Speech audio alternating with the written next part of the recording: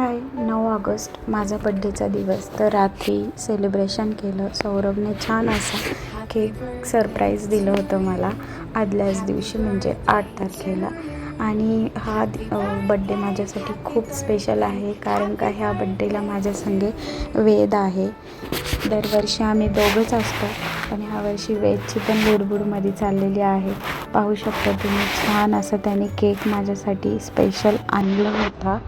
त्याच्यानंतर ना मस्त केक कटिंग आम्ही करून घेतलं.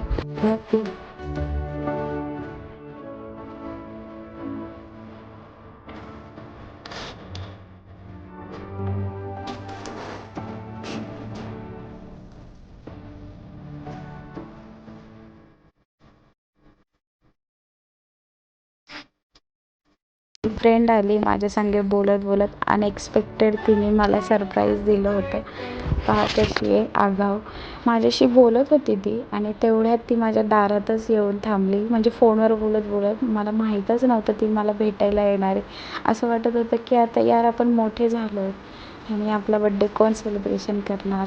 त्यानंतर ना तिने छान असं माझ्यासाठी कुर्ता आणला होता. पाहू शकता किती प्रिंटेड. थँक्यू पग्गे, खरंच खूप भारी वाटलं तू आलीस घरी ते. आणि असं एक वॉच आणलं होतं तिने, वॉच प्लस ब्रेसलेट असं टाईप होतं.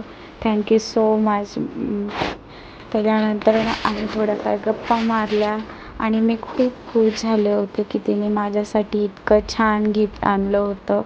नेमकं मोठं झाल्यावरती आपण आपले बड्डे विसरतो आणि त्यातमध्ये बाळ झाल्यावरती आपल्याला आपलं काही भानच राहत नाही.